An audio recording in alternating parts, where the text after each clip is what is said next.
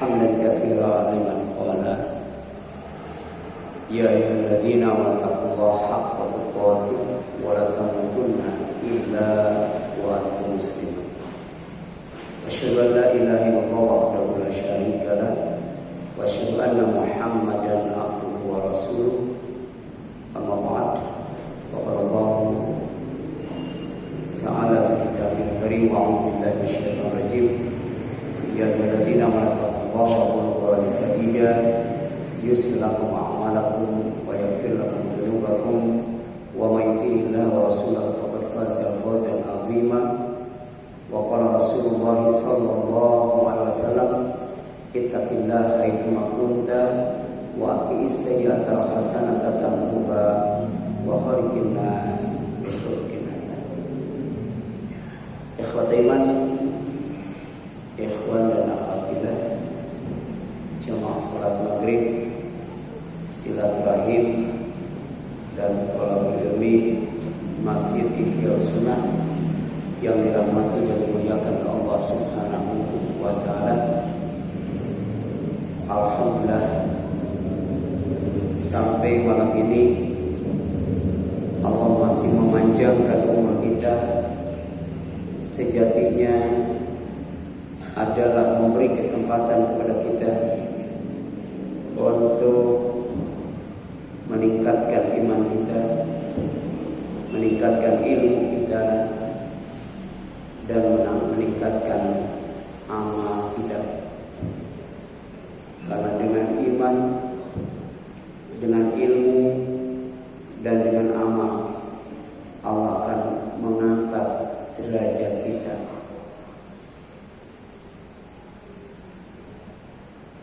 Menempatkan kita di tempat yang paling dekat di sisinya, yaitu berada di dalam surganya, dalam ridhonya. Malam ini kita akan mencoba mengaji sekaligus mengkaji beberapa firman Allah SWT dan sabda Rasulullah SAW yang berkaitan dengan rizki yang tak terhingga.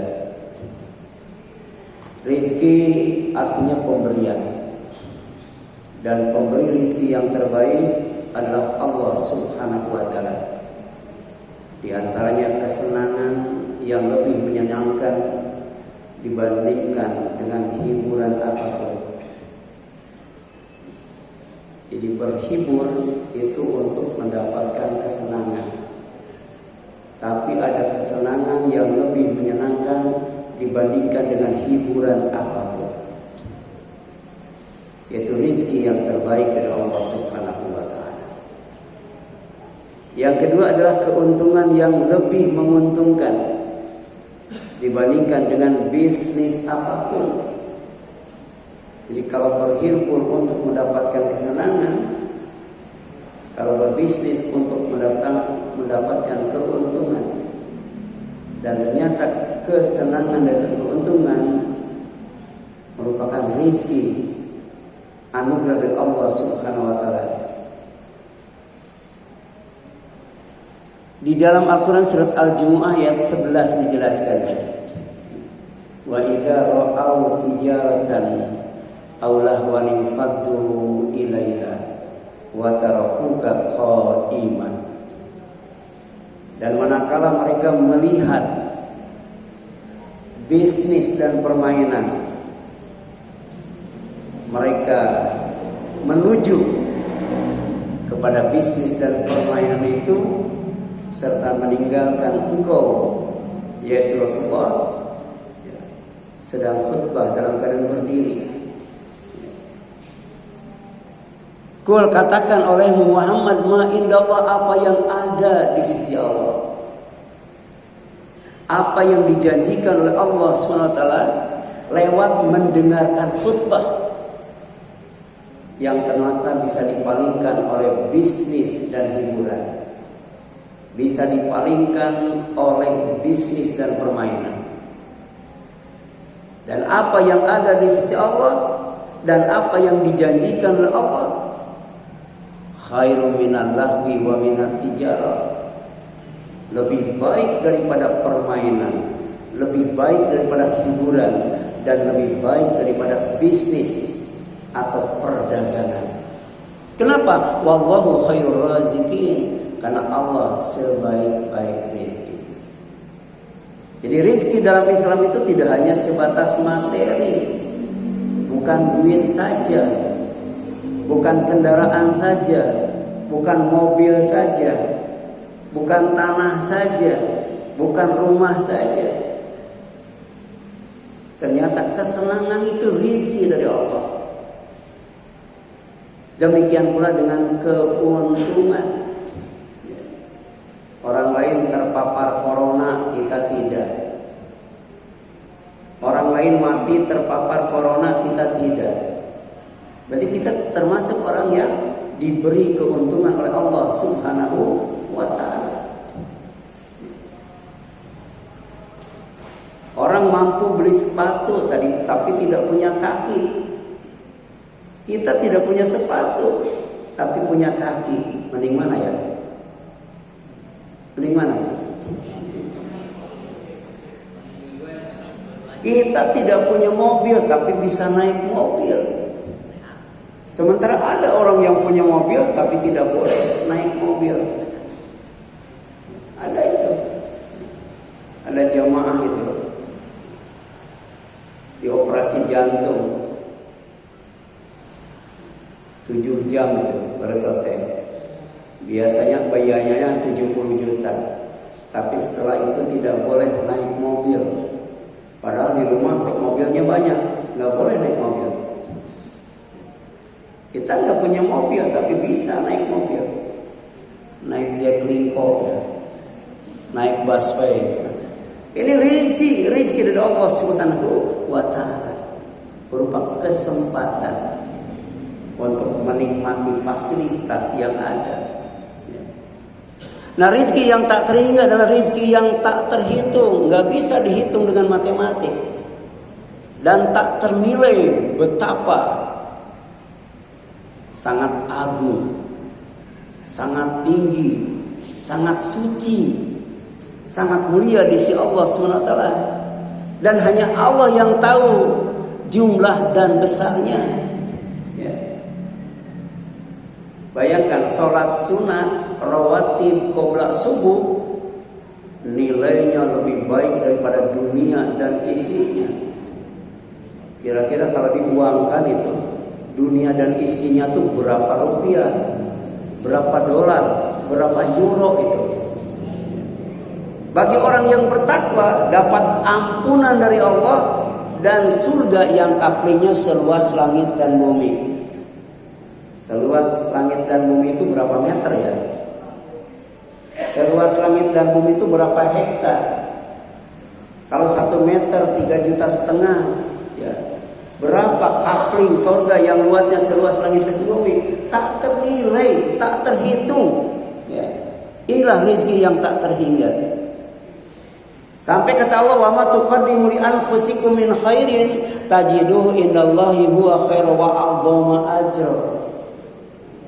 Kebaikan apapun yang kamu lakukan itu bukan buat orang lain, buat kamu, dan nanti kamu akan dapatkan di sisi Allah balasan yang lebih baik dan lebih besar. Lebih baik, lebih besar. Ini rezeki yang tak terhingga. Infak saja kalau di jalan Allah sesuai dengan aturan Allah, 1 butir biji akan menumbuhkan 7 tangkai, dan tiap tangkai ada 100 biji, 700 itu. Kalau itu berkaitan dengan matematik. Jadi kalau kita punya uang 50.000 kemudian diinfakkan di jalan Allah, Allah akan menggantinya menjadi 35 juta. Kalau yakin, nggak usah nunggu 1 bulan, seminggu pun diganti oleh Allah. Kalau yakin, Dan kalau tidak tertarik dengan matematika, tidak tertarik dengan 700 kali, kata Allah, wallahu yudha'ifu liman yasha, wallahu wasi'un alim. Dilipat gandakan dari 700 kali, bahkan diluaskan. Diganti dengan ganti yang tak terhingga, yang tak terhitung, dan yang tak ternilai. Ini surat Al-Muzammil ayat 20. Ketika Allah menjelaskan secara detail bagian daripada qiyamul lail.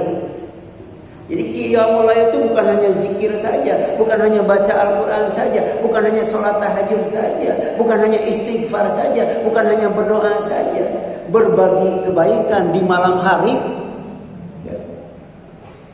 yang nilai keikhlasannya lebih besar jika dibandingkan dengan berbagi kebaikan di siang hari. Orang lain pada tidur, ya kita datangi orang miskin, ketuk pintunya, ucapkan assalamualaikum. Walaupun dibangunkan jam 2 malam, kalau kita kasih uang 1 juta, ngambek nggak tuh? Nggak bakal ngambek. Dan insya Allah ikhlas itu, tidak ada yang melihatnya. Ya. Ini ada kaitannya dengan qiyamul lail.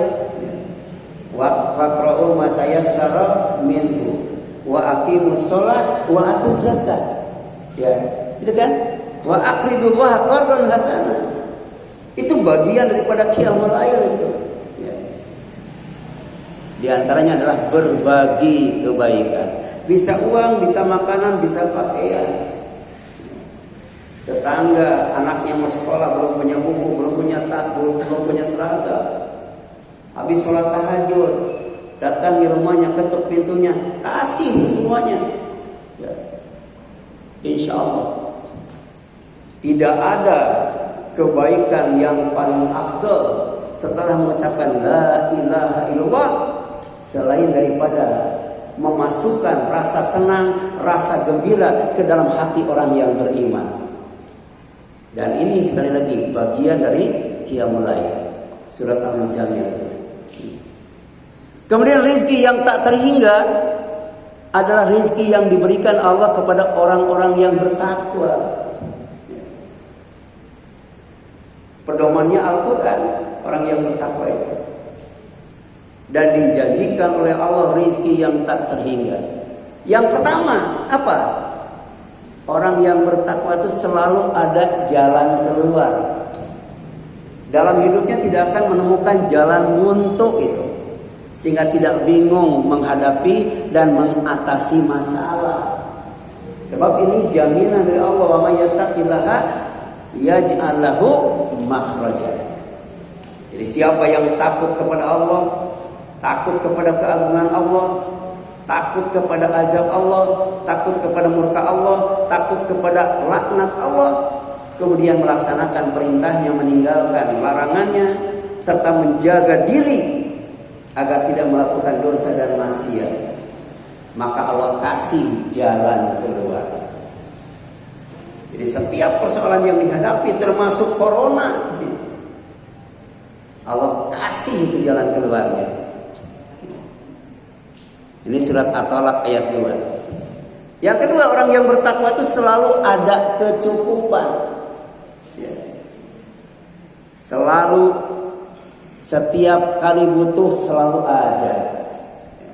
Tuh dia, kalau butuh ayam, mafaza, mau apa aja ada. Ya. Dikasih kecukupan. Ya. Ketika sedikit tidak meminta, apalagi sampai minta-minta, meminta pun tidak ketika dia dikasih rezeki yang sedikit oleh Allah. Tetapi ketika dikasih rezeki yang banyak, dia bisa berbagi dengan yang lainnya. Bisa zakat, infak, sedekah, hibah, hadiah, dan lain sebagainya. Wa yarzuqu min haitsu la yahtasib. Allah pasti akan berikan rezeki kepada orang yang bertakwa dari arah yang tidak disangka-sangka, dari arah yang tidak diduga-duga. Wa may yatawakkal Allah, dan siapa saja yang menjadikan Allah sebagai pelindung, yang menjadikan Allah tempat bersandar, fahuwa hasbuhu, pasti dia Allah akan memberikan kecukupan kepadanya. Makanya Rasul mengajarkan sebuah doa kepada menantunya Ali bin Abi Thalib. Kalau doa itu dibaca, pertama tidak akan punya utang. Yang kedua, kalaupun punya utang segede apapun pasti lunas. Jadi kalau doa ini dimohonkan oleh bangsa Indonesia dari mulai presiden sampai ketua RT, insya Allah Indonesia nggak bakal punya utang. Indonesia nggak bakal terlilit utang sampai dijajah, didikte oleh bangsa dan negara lain. Apa doanya? Allahumma kfini bihalalika an haramika wa aghnini bifadlika aman siwaka. Kalau tidak mau punya utang, dan kalau punya utang pasti dibayar, harus merasa cukup dengan yang dihalalkan oleh Allah. Jangan sampai terjerumus kepada yang diharamkan oleh Allah. Sebab kalau sudah bergelut dengan yang diharamkan oleh Allah, jangankan puas, cukup pun tidak akan. Yang kedua, minta dikayakan oleh Allah dengan karunia-Nya. Kalau Allah memberikan kekayaan kepada kita dengan karunia-Nya, dengan fadluhu, maka tidak akan minta-minta kepada yang lainnya. Dan itulah salah satu doa yang kita mohonkan kepada Allah ketika kita keluar dari masjid. Masuk masjid, Allahumma ftahli abwaab rahmatika, minta dibukakan pintu-pintu rahmat. Ya, yang begitu masuk ternyata surga Allah SWT. Begitu keluar dari masjid, kita minta Allahumma inni as'aluka min fadlika, sehingga kita akan merasa jadi orang kaya. Ya. Sebab Allah itu sebagai Rabb diantaranya menjadikan orang kaya dan menjadikan orang cukup. Allah tidak pernah menjadikan orang miskin. Jadi kalau orang cukup itu karena Allah. Kalau orang kaya itu karena Allah. Tapi kalau orang miskin karena siapa tuh? Bisa jadi karena dirinya malas, atau bisa jadi karena sistem yang membuat orang itu miskin. Allah bikin tertawa, Allah bikin menangis, Allah bikin hidup, Allah bikin mati, Allah bikin bangun, Allah bikin tidur, Allah bikin kaya, dan Allah bikin cukup. Cukup dengan yang dihalalkan Allah. Qad aflaha man aslama wa rizqo kafafa wa qana'ahu Allah bima atahu. Pasti beruntung siapa saja yang konsisten dengan Islam, istiqomah dalam Islam, kemudian dikasih rezeki yang cukup, dan kemudian Allah menjadikan dia puas dengan pemberiannya. Wardo bima qasamallahu laka, kata Allah, kamu harus merasa puas dengan apa yang dibagikan oleh Allah. Semuanya dibagi-bagi dan tidak ada yang sama. Kalau semuanya oleh Allah dikasih rezeki yang sama, nggak rame dunia ini, ya, nggak bakal ada kuli bangunan, nggak ada yang mau nyangkul di sawah, nggak ada. Kalau dikasih rezeki yang sama, ternyata Allah ngasih rezeki beda-beda. Bagaimana menyikapinya? Wardo bima qasamallahu laka.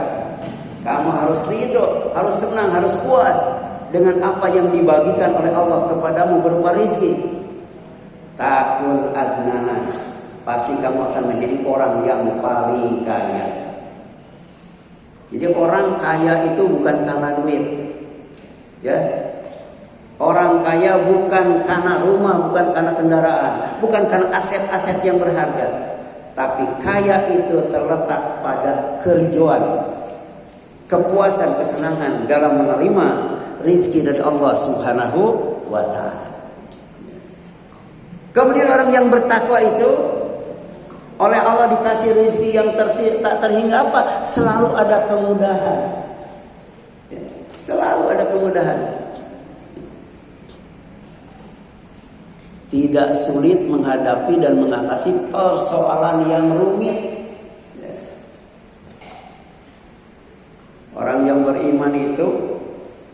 Kalau Allah kasih kesenangan, dia mengucapkan alhamdulillah. Tapi kalau dikasih rizki yang seret, rizki yang susah, dia mengucapkan astagfirullah. Bisa jadi karena dosa yang dilakukan, bisa jadi karena ibadahnya kurang, bisa jadi karena taatnya pas-pasan.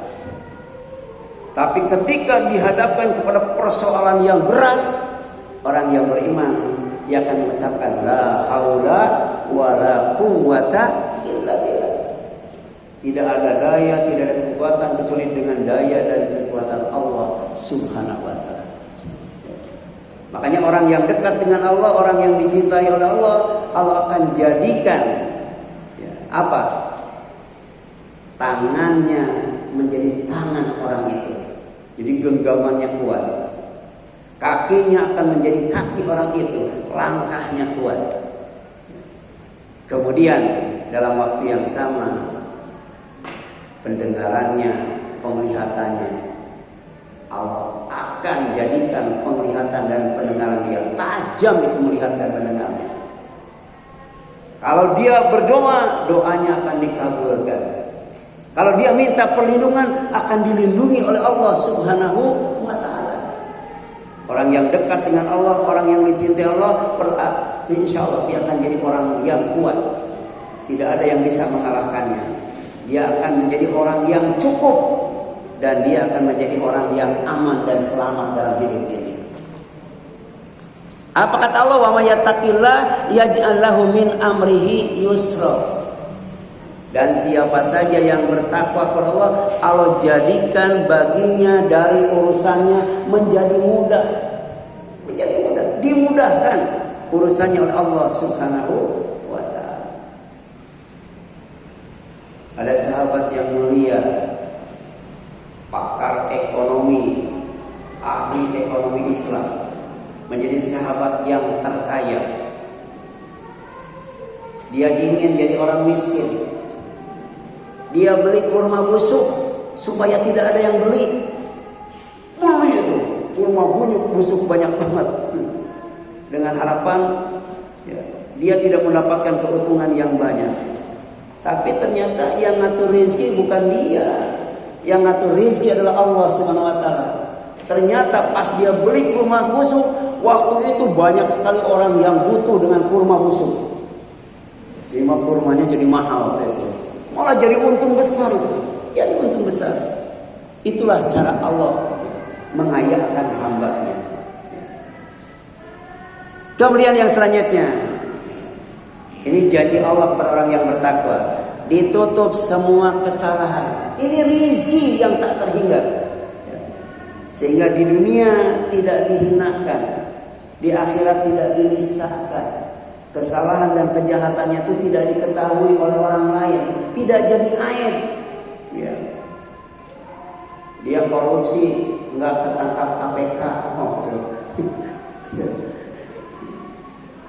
Coba kalau ketangkap KPK, malu iya, duitnya diambil iya, gitu kan? Ini ditutupi kesalahannya oleh Allah SWT. Jadi kalau jamaah yang ada di sini tahu tentang kesalahan saya, tahu tentang kejahatan saya, nggak mau ngaji sama saya, ditutup oleh Allah SWT.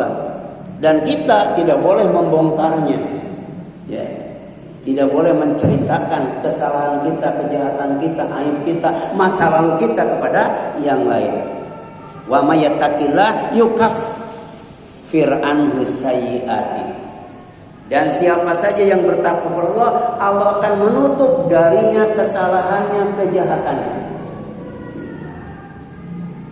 Makanya ada doa itu. Ada doa supaya kesalahan kita dimaafkan, kemudian kesalahan kita dan kejahatan ditutup oleh Allah SWT. Dan itu dibacakan ketika bangun tidur itu.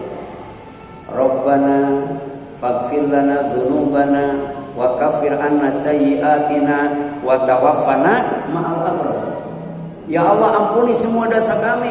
Ya Allah, tutup semua kesalahan kami. Ya Allah, wafatkan kami bersama orang-orang yang gemar berbuat baik. Sebelum tidur pun sama, berdoa, minta supaya kesalahan yang dilakukan itu oleh Allah dimaafkan, tidak dijadikan dosa yang menimbulkan siksa. Rabbana la tu'akhidna in nasina aw akhtana. Bahkan nanti sebentar lagi bulan Ramadan, 10 hari terakhir kita memohon kepada Allah, Allahumma innaka afwan tuhibbul afwa fa'fu anni. Diulang-ulang sambil itikaf di masjid itu. Karena ternyata kalau kita baca Al-Quran, bencana yang menimpa di bumi ini, banjir, gempa bumi, tsunami, longsor dan sebagainya, itu sejatinya adalah buah dari kesalahan kecil yang tidak dimaafkan oleh Allah SWT. Karena Allah itu ternyata Dia maaf. Kalau manusia berbuat salah, manusia berbuat jahat, maka sebagian besar kesalahan dan kejahatannya itu dimaafkan. Tapi ada kesalahan dan kejahatan yang tidak dimaafkan oleh Allah, maka Allah timpakan dalam bentuk bencana. Itu sedikit banget, kecil banget. Bayangkan kalau semua kesalahan oleh Allah timpakan dalam bentuk bencana. Jangankan manusia, binatang melata pun tidak akan hidup di dunia ini kalau semua kesalahan atau sebagian besar kesalahan ditimpakan oleh Allah dalam bentuk bencana. Kata Allah, wa ya'fu an katsirin. Jadi sejatinya Allah itu senantiasa memaafkan sebagian banyak, sebagian besar kesalahan dan kejahatan manusia. Dan diantaranya ditutup oleh Allah kalau kita bertakwa kepada Allah SWT.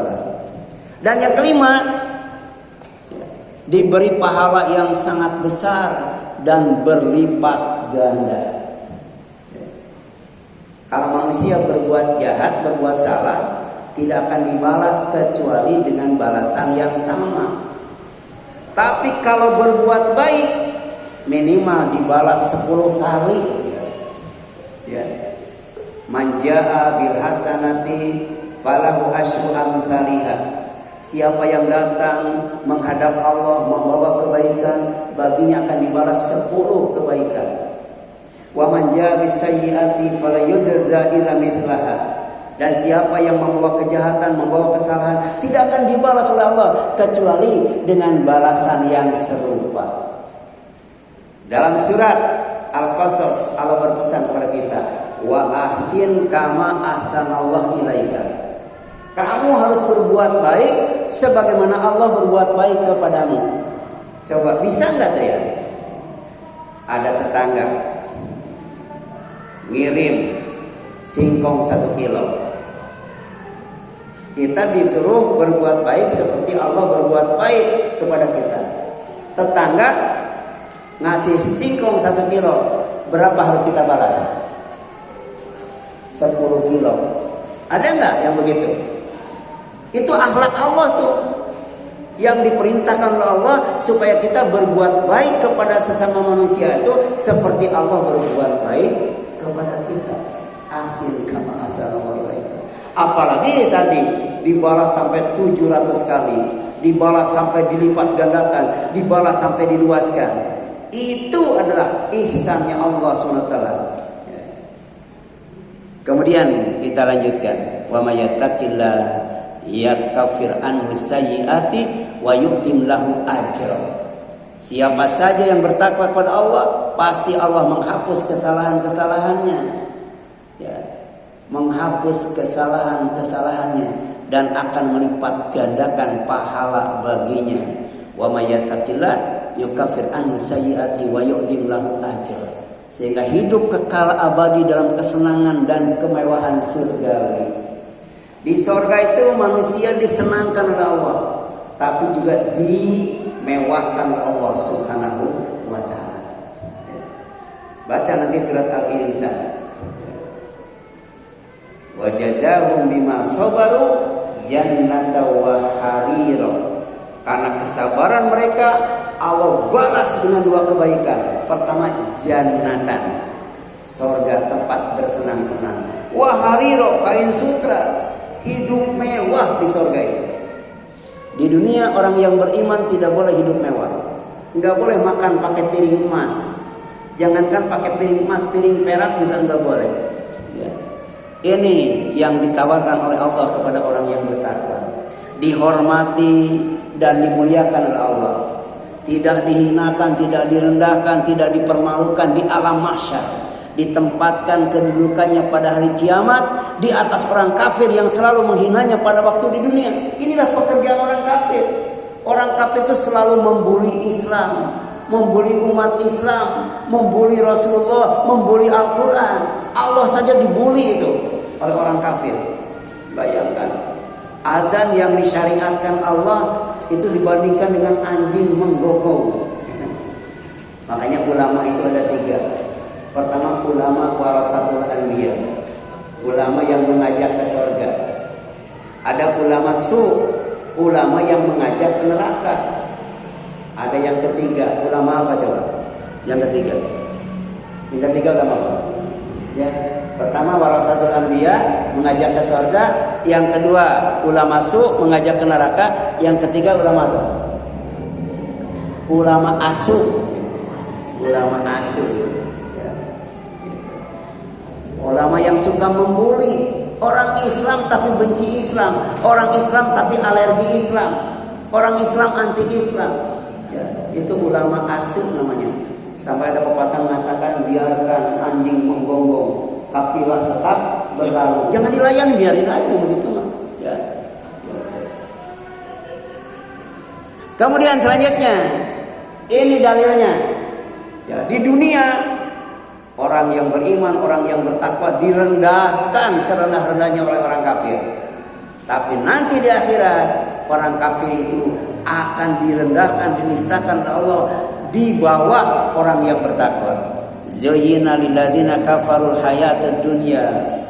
Pasti oleh Allah akan dijadikan menarik, dijadikan indah kehidupan di dunia. Sehingga mereka tergiur dengan jabatan, tergiur dengan kekayaan dan sebagainya. Kerjanya wa yasharuna minal ladzina amanu, selalu menghina orang-orang yang beriman. Ini orang kafir, ya. Jadi kalau ada KTP-nya Islam, ngaku ulama, ngaku ustad, tapi kemudian kerjanya menghina Islam, umat Islam, Rasulullah, Al-Quran dan Allah, itu orang kafir namanya. Walaupun KTP-nya Islam, ya. Gelarnya kiai, ya. Walladzina taqaw, kata Allah. Dan orang-orang yang bertakwa itu fauqahum, Allah tempatkan di atas orang yang kafir. Berarti dimuliakan, dihormati oleh Allah Subhanahu wa taala. Kapan? Yaumul qiyamah, pada hari kiamat. Wallahu yarzuqu may yasha bighairi hisab. Dan ini ada kaitannya dengan rezeki yang tak terhingga. Ya. Jadi rezeki yang terhingga itu pada hari kiamat ditinggikan, dimuliakan, dihormati oleh Allah di atas orang yang kafir yang selalu menghina mereka. Kemudian rizki yang tak terhingga adalah balasan amal terbaik dari Allah serta tambahan karunia-Nya. Bayangkan, sudah dikasih rahmat Allah, dikasih fadlullah lagi. Ya. Coba lihat nih.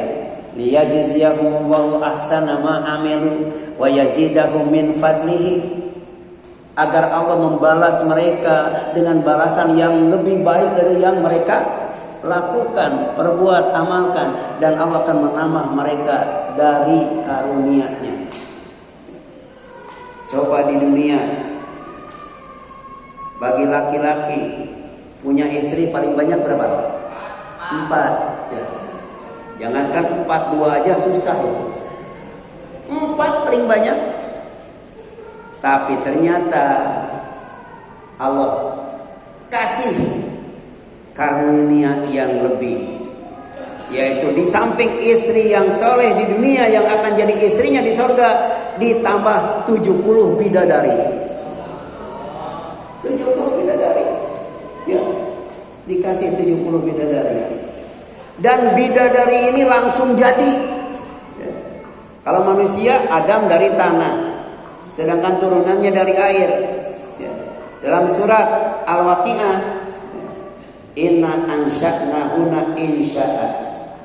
Kami jadikan bidadari buat penghuni surga itu langsung jadi. Faja'alnahunna abkar. Jadi perawan, jadi gadis, nggak balita dulu, nggak ingusan dulu, langsung jadi perawan, jadi gadis. Bagi Allah bisa nggak? Bisa. Mau bidadari 70? Nah, ini ada nih. Bidadari 70 itu rizki yang tak terhingga. Benar itu. Itu berapa tambahan dari karunia Allah SWT. Yang kita selalu memintanya kalau keluar dari masjid. Makanya orang yang nggak pernah ke masjid nggak bakal dibukakan pintu rahmatnya. Boro-boro masuk surga, ya, lewat pintunya yang nggak bisa itu, yang nggak pernah ke masjid itu, dan tidak akan mendapatkan fadlullah, ya, rizki lebih yang disediakan Allah nanti di akhirat, di antaranya di surga. Ya. Kemudian yang selanjutnya, rizki yang tak terhingga adalah ilmu yang bermanfaat. Rizki yang halal dan amal yang diterima. Ini yang selalu kita mohonkan selepas sholat subuh itu.